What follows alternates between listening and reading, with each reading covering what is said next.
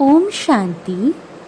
मुरली की तारीख 27/7/2024। बाबा ने कहा, मीठे बच्चे, बाप समान रहमदिल और कल्याणकारी बनो। समझदार वो है जो खुद भी पुरुषार्थ करे और दूसरों को भी कराए। मुरली का सार एक बार फिर। बाबा ने कहा, मीठे बच्चे, बाप समान रहमदिल और कल्याणकारी बनो। समझदार वो है जो खुद भी पुरुषार्थ करे और दूसरों को भी कराए। प्रश्न, तुम बच्चे अपनी पढ़ाई से कौन सी चेकिंग कर सकते हो? तुम्हारा पुरुषार्थ क्या है? उत्तर में बाबा ने बताया, पढ़ाई से तुम चेकिंग कर सकते हो कि हम उत्तम पाठ बजा रहे हैं या मध्यम या कनिष्ठ। सबसे उत्तम पाठ उनका कहेंगे जो दूसरों को भी उत्तम बनाते हैं, अर्थात सर्विस कर ब्राह्मणों की वृद्धि करते हैं। तुम्हारा पुरुषार्थ है पुरानी जुत्ती उतार नई जुत्ती लेने का। जब आत्मा पवित्र बने तब उसे नई पवित्र जुत्ती यानी शरीर मिले। ओम शांति। बच्चे दो तरफ से कमाई कर रहे हैं। एक तरफ है याद की यात्रा से कमाई और दूसरी तरफ है 84 के चक्र के ज्ञान का सिमरन करने से कमाई। इसको कहा जाता है डबल आमदनी और अज्ञान काल में होती है अल्पकाल क्षण भंगुर सिंगल आमदनी।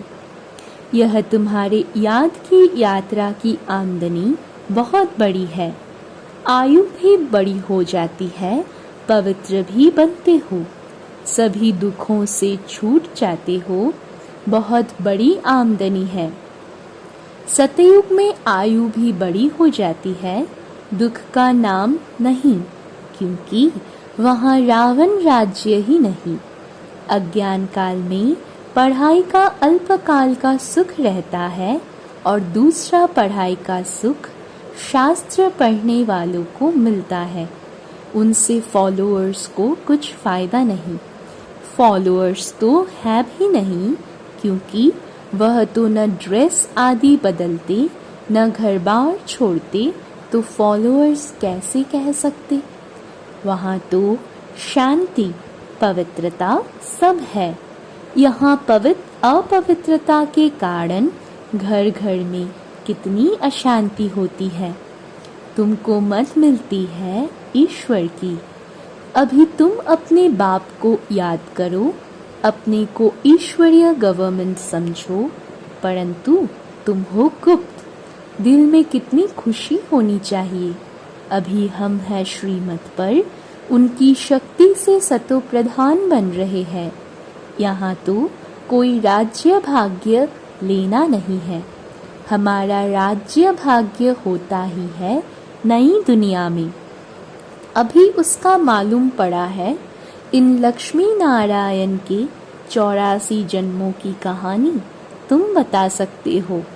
भल कोई भी मनुष्य मात्र हो, कैसा भी कोई पढ़ाने वाला हो, परंतु एक भी ऐसे कह नहीं सकेंगे कि आओ तो हम इन्हों के 84 जन्म की कहानी बताएं। तुम्हारी बुद्धि में अब स्मृति रहती है, विचार सागर मंथन भी करते हो।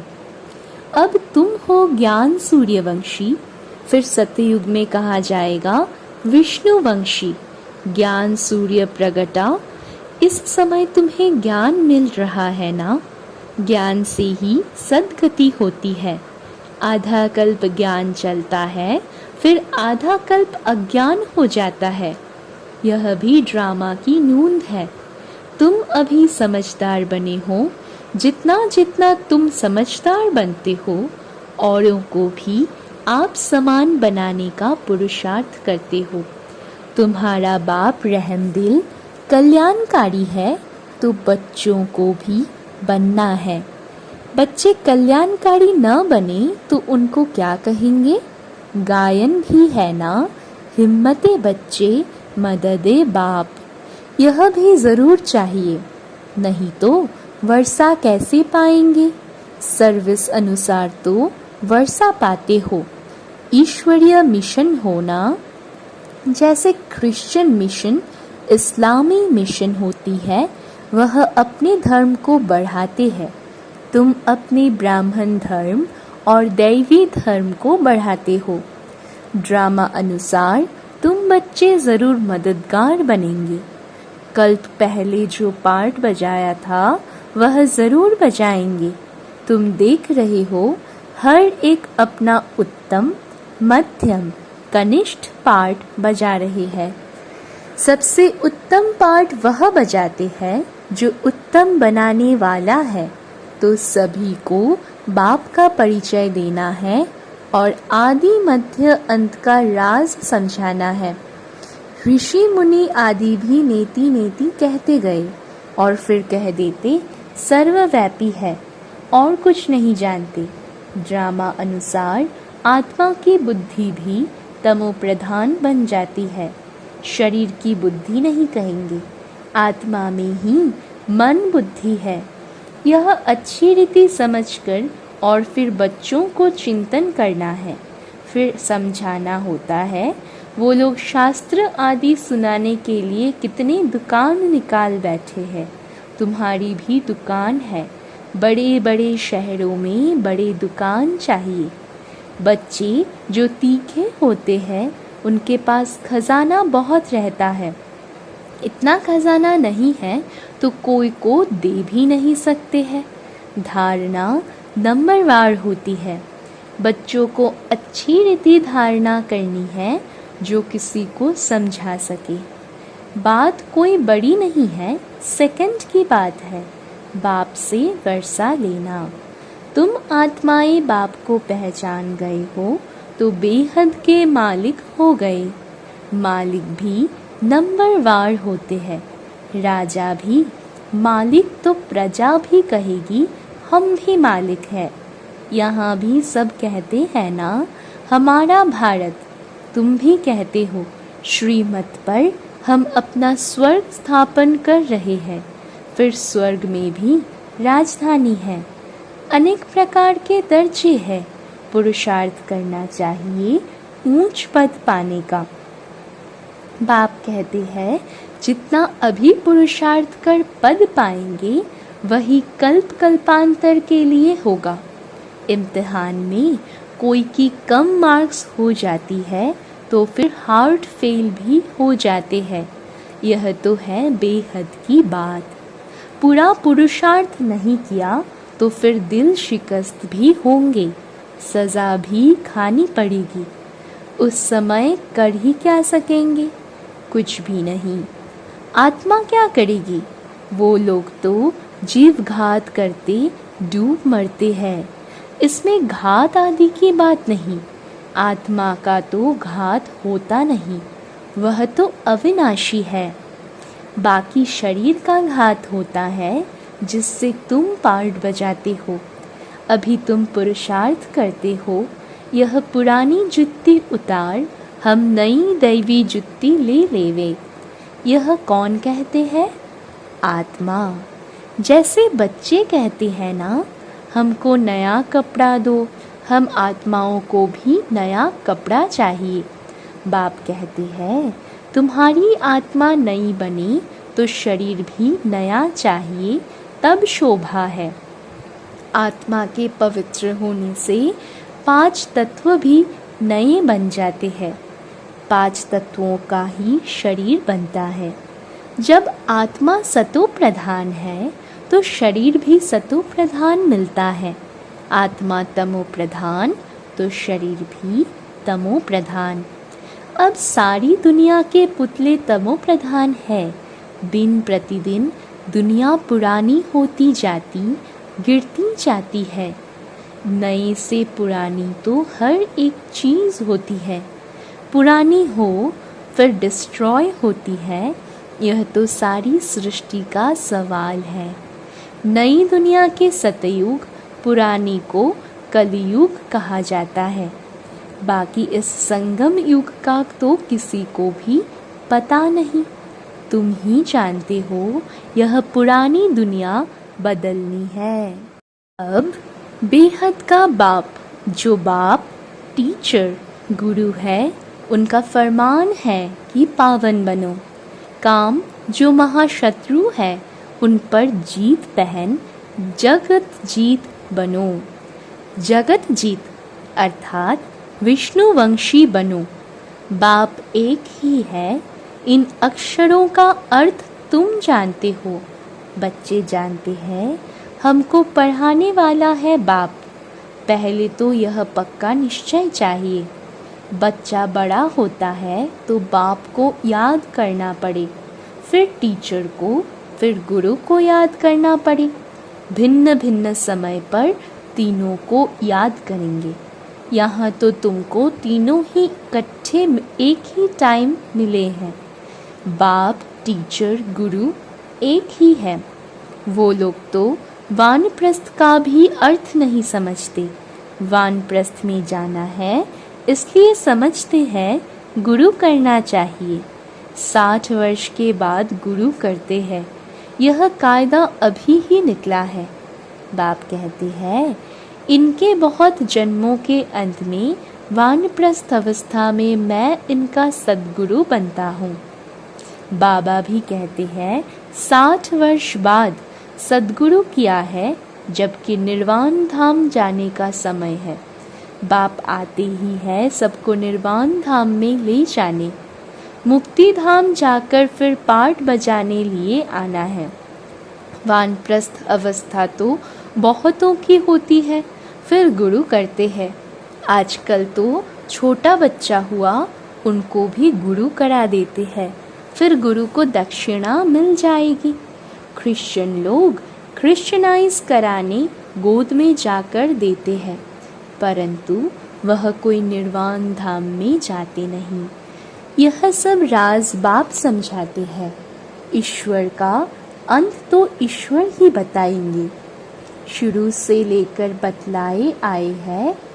अपना अंत भी देते हैं और सृष्टि का ज्ञान भी देते हैं।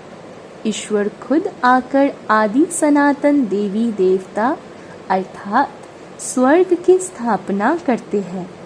इनका नाम भारत ही चला आता है। गीता में सिर्फ श्री कृष्ण का नाम डाल कितना रोला कर दिया है। यह भी ड्रामा है। हार और जीत का खेल है। इसमें हार जीत कैसे होती है यह बाप बिगड़ तो कोई बता न सके। यह लक्ष्मी नारायण भी नहीं जानते कि हमको फिर हार खानी है। यह तो सिर्फ तुम ब्राह्मण ही जानते हो, शूद्र भी नहीं जानते। बाप ही आकर तुमको ब्राह्मण से देवता बनाते हैं। हम सो का अर्थ बिल्कुल अलग है। ओम का अर्थ अलग है। मनुष्य तो बिगड़ अर्थ जो आया वह कह देते हैं। अभी तुम जानते हो कि कैसे नीचे गिरते हैं फिर चढ़ते हैं। यह ज्ञान अभी तुम बच्चों को मिलता है। ड्रामा अनुसार फिर कल्प बाद बाप ही आकर बताएंगे। जो भी धर्म स्थापक है वह आकर फिर अपना धर्म अपने समय पर स्थापन करेंगे। नंबरवार पुरुषार्थ अनुसार नहीं कहेंगे। नंबरवार समय अनुसार आकर अपना अपना धर्म स्थापन करते हैं। यह एक बाप ही समझाते हैं मैं कैसे ब्राह्मण फिर सूर्यवंशी चंद्रवंशी डायनेस्टी स्थापन करता हूँ। अभी तुम हो ज्ञान सूर्यवंशी जो फिर विष्णुवंशी बनते हो। अक्षर बड़ी खबरदारी से लिखने होते हैं जो कोई भूल न निकाले। तुम जानते हो यह ज्ञान का एक एक महावाक्य रत्न हीरे हैं। बच्चों में समझाने की बहुत रिफाइननेस चाहिए। कोई अक्षर भूल से निकल जाए तो फट से राइट कर समझाना चाहिए। सबसे कड़ी भूल है बाप को भूलना। बाप फरमान करते हैं माँ में कम याद करो, यह भूलना नहीं चाहिए। बाप कहते हैं तुम बहुत पुराने आशिक हो, तुम सब आशिकों का एक माशूक है। वह तो एक दो की शक्ल पर आशिक माशूक होते हैं, यहाँ तो माशूक है एक। वह एक कितने आशिकों को याद करेंगे। अनेकों को एक को याद करना तो सहज है, एक कैसे अनेकों को याद करेंगे। बाबा को कहते हैं बाबा हम आपको याद करते हैं, आप हमको याद करते हैं। अरे याद तुमको करना है पतित से पावन होने के लिए, मैं थोड़े ही पतित हूँ जो याद करूँ। तुम्हारा काम है याद करना, क्योंकि पावन बनना है। जो जितना याद करते हैं और अच्छी रीति सर्विस भी करते हैं, उनको धारणा होती है। याद की यात्रा बहुत डिफ़िकल्ट है, इसमें ही युद्ध चलती है।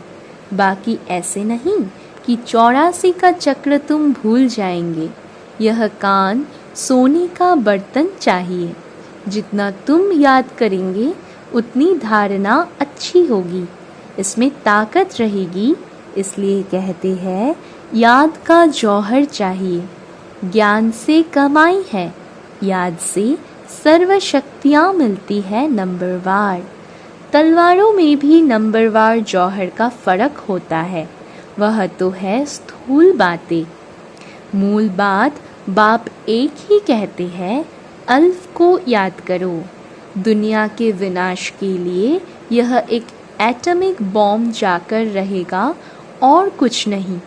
उसमें न सेना चाहिए न कैप्टन। आजकल तो ऐसा बनाया है जो वहाँ बैठे बैठे बॉम्ब छोड़ेंगे। तुम यहाँ बैठे बैठे राज्य लेते हो, वह वहाँ बैठे सबका विनाश करा देंगे। तुम्हारा ज्ञान और योग उनका मौत का सामान इक्वल हो जाता है। यह भी खेल है। एक्टर्स तो सब है ना। भक्ति मार्ग पूरा हुआ है, बाप ही आकर अपना और रचना के आदि मध्य अंत का परिचय देते हैं। अब बाप कहते हैं व्यर्थ की बातें तुम नहीं सुनो, इसलिए hear no evil, see no evil, talk no evil इसका चित्र बनाया है। आगे बंदर का बनाते थे, अब मनुष्य का बनाते हैं, क्योंकि सूरत मनुष्य की है परंतु सीरत बंदर जैसी है, इसलिए भेंट करते हैं। अभी तुम किसकी सेना हो? शिव बाबा की। बंदर से तुमको मंदिर लायक बना रहे हैं, कहाँ की बात कहाँ ले गए हैं। बंदर कोई पुल आदि बांध सकता है क्या? यह सब है दंत कथाएं। कभी भी कोई पूछे शास्त्रों को तुम मानते हो? बोलो वाह, ऐसा कौन होगा जो शास्त्रों को नहीं मानेगा। हम सबसे जास्ती मानते हैं। तुम भी इतना नहीं पढ़ते हो जितना हम पढ़ते हैं। आधा कल्प हमने पढ़े है। स्वर्ग में शास्त्र भक्ति की कोई चीज़ नहीं होती। कितना सहज बाप समझाते हैं, फिर भी आप समान बना नहीं सकते। बच्चों आदि के बंधन के कारण कहाँ निकल नहीं सकते, यह भी ड्रामा ही कहेंगे।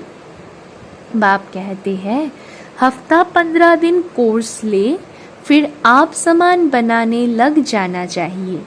जो बड़े बड़े शहर है, कैपिटल में घेराव डालना चाहिए, तो फिर उनका आवाज़ निकलेगा। बड़े आदमी बिगर कोई का आवाज़ निकल न सके। जोर से घेराव डालो तो फिर बहुत आएंगे। बाप के डायरेक्शन मिलते हैं ना। अच्छा, मीठे मीठे सिकिलधे बच्चों प्रति माता पिता बाप दादा का याद प्यार और गुड मॉर्निंग। रूहानी बाप के रूहानी बच्चों को नमस्ते। हम रूहानी बच्चों की भी रूहानी माता पिता बाप दादा को भी बहुत बहुत याद प्यार। गुड मॉर्निंग, नमस्ते नमस्ते नमस्ते बाबा। धारणा के लिए मुख्य सार।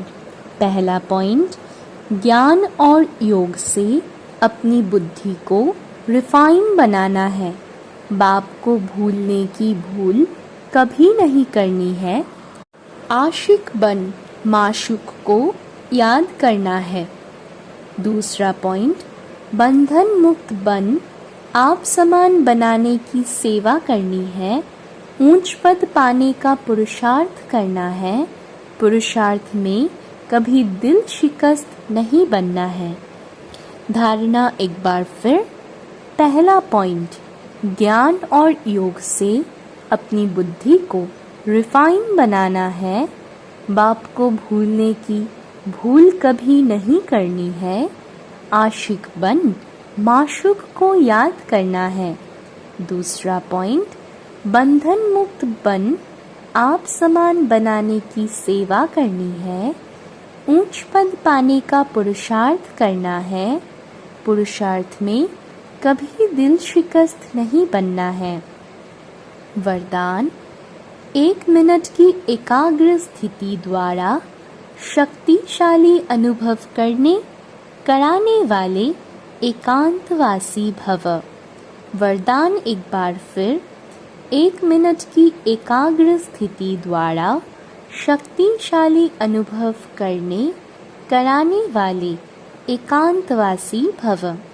व्याख्या में बाबा ने बताया, एकांतवासी बनना अर्थात कोई भी एक शक्तिशाली स्थिति में स्थित होना। चाहे बीज रूप स्थिति में स्थित हो जाओ, चाहे लाइट माइट हाउस की स्थिति में स्थित हो, विश्व को लाइट माइट दो, चाहे फरिश्तेपन की स्थिति द्वारा औरों को अव्यक्त स्थिति का अनुभव कराओ। 1 सेकंड व 1 मिनट भी अगर इस स्थिति में एकाग्र हो स्थित हो जाओ तो स्वयं को और अन्य आत्माओं को बहुत लाभ दे सकते हो। सिर्फ इसकी प्रैक्टिस चाहिए। स्लोगन, ब्रह्मचारी वो है जिसके हर संकल्प, हर बोल में पवित्रता का वाइब्रेशन समाया हुआ है। स्लोगन एक बार फिर, ब्रह्मचारी वो है जिसके हर संकल्प, हर बोल में पवित्रता का वाइब्रेशन समाया हुआ है। अच्छा, ओम शांति।